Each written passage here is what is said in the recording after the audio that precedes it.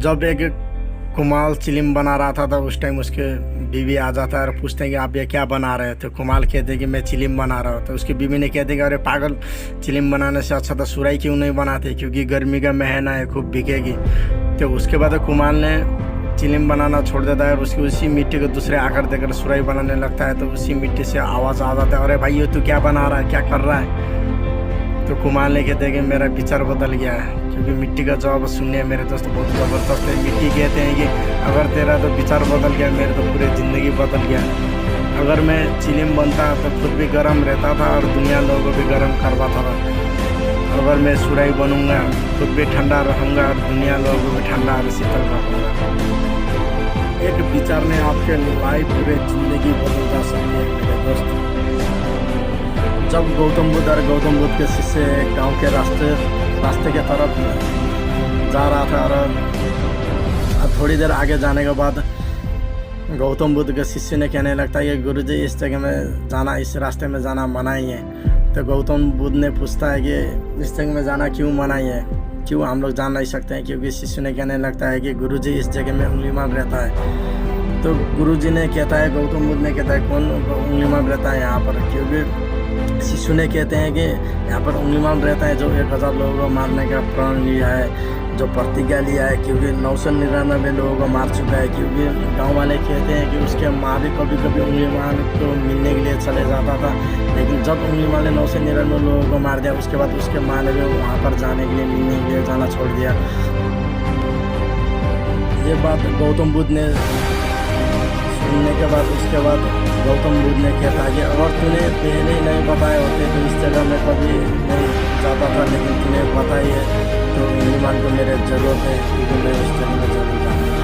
उसके बाद गौतम बुद्ध उस रास्ते जिस जगह में उंगलीमान रहता है उस जगह में धीरे धीरे चल पड़ता है। तो गौतम बुद्ध धीरे धीरे उस रास्ते में चल पड़ता है और जिस जगह में उंगलीमान रहता है तो धीरे धीरे जाने के बाद बहुत आगे पहुँचने के बाद और उंगलीमान बहुत दूर से देखे होते हैं। क्योंकि एक सन्यासी उस जगह में जिस जगह में उंगलीमान रहता था उस जगह में आ रहा है। तो उंगलीमान बहुत खुश हो जाता है, क्योंकि अब मेरा 1000 लोगों का मारने का प्रतिज्ञा वो पूरा होने वाला है। बहुत खुश होता है और उसके बाद धीरे धीरे गौतम बुद्ध जब पास करीब आता है तो जो उंगलीमान गौतम बुद्ध को देखता है, जो सन्यासी को देखता है, तो वो क्या है ना, उसका जो चाल देखता है, उसका जो चेहरा का जो चमकी हुई जो चेहरा देखते हुए उंगलीमान बहुत डर जाता है और कहने लगता है कि अरे सन्यासी तू वहीं पर रुक, तू कहाँ जा रहा है। तो गौतम बुद्ध ने चुपचाप आगे चलते रहता है और उसके बाद उंगलीमान ने कहता रहता है कि तेरे को पता नहीं है मैं कौन हूँ, यहाँ पर कौन रहता है। क्योंकि मैं उंगलीमान हूँ, क्योंकि मैं 1000 लोगों का प्रतिज्ञा लिया हूँ, 999 लोगों को मैं मार चुका हूँ।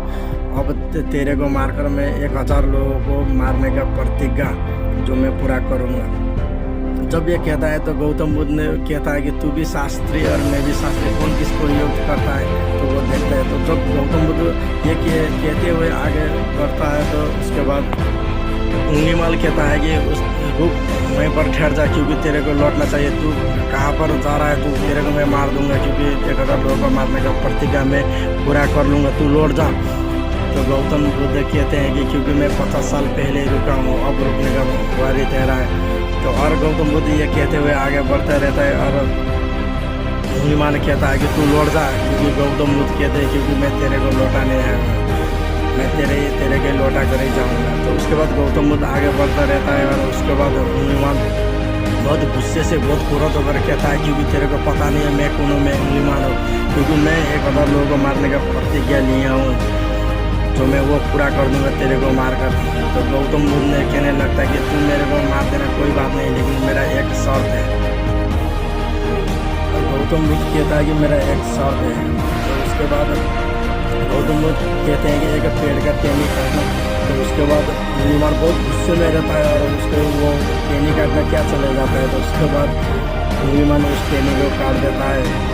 तो उसके बाद गौतम बुद्ध अंदर ही अंदर बहुत मुस्कुराता है और कहने लगा इस अवस्था में जो बात करना है वीडियो बदलने का 100% चांस है। तो उसके बाद गौतम बुद्ध ने कहते हैं उंगलीमान को जिस टहनी को काटा है तूने उस टहनी को फिर से उसी जगह में लकड़ी में जोड़ देना। तो उंगलीमान कहते रहता है अरे सन्यासी तू पागल हुआ है, क्योंकि एक बार कटने के बाद कभी जुड़ता नहीं। तो गौतम बुद्ध भी कहते हैं कि मैं भी तो तेरे को यही कहना चाह रहा हूँ, क्योंकि वो काटना बहुत सरल है, जोड़ना बहुत मुश्किल है। तूने जितने लोगों को भी तूने काटा है, क्योंकि उसको कभी जोड़ा जाता है। जब गौतम बुद्ध ने ये बात कहा, क्योंकि काटना बहुत सरल है लेकिन जोड़ना बहुत मुश्किल है, जब ये बात कहा तो अंगुलीमाल बहुत खुद के ऊपर पश्चाताप करता है और गौतम बुद्ध उस रास्ते से पीछे ना देखते हुए आगे बढ़ते रहता है। और गौतम बुद्ध को पता रहता है कि अंगुलीमाल मेरे को पीछे पीछे आएगा, तो उसके बाद अंगुलीमाल पीछे पीछे ओम बुद्धम शरणम गच्छामि कहते हुए आगे बढ़ता है। उसके बाद गौतम बुद्ध आगे आगे और अंगुलीमाल पीछे पीछे आगे बढ़ते रहते हैं, गौतम बुद्ध के पीछे पीछे। उसके बाद गौतम बुद्ध ने और अंगुलीमाल को भिक्षा मांगने के लिए भेज देते हैं, और जिन लोगों को अंगुलीमाल ने मार दिया था उन्हीं लोगों को घर पर भिक्षा मांगने के लिए चले जाते हैं। और वहाँ पर गांव वाले लोग अंगुलीमाल को पत्थर से और लकड़ी से लोहा से मारते हैं। और जब वहाँ से लौटने के बाद गौतम बुद्ध के पास आ जाता है अंगुलीमाल, तो गौतम बुद्ध ने हाथ पकड़कर अंगुलीमाल को कहता है कि दर्द हो रहा है, पीड़ा हो रहा है। तो अंगुलीमाल कहता है पीड़ा तो मन को होती है, मन तो तू लेकर चले गया, क्योंकि ये तो मेरा शरीर है, कुछ भी नहीं रहता। क्योंकि मैं आप लोगों को ये कहानी इसलिए सुना रहा हूँ मेरे दोस्त, क्योंकि एक विचार से पूरी ज़िंदगी बदल जा सकती है मेरे दोस्त। क्योंकि आप लोग ये कहानी बहुत पहले भी सुने होंगे, क्योंकि कहानी सुनना बहुत ज़रूरी नहीं है, सुनने के बाद समझना बहुत ज़रूरी इम्पोर्टेंट रहते हैं मेरे दोस्त।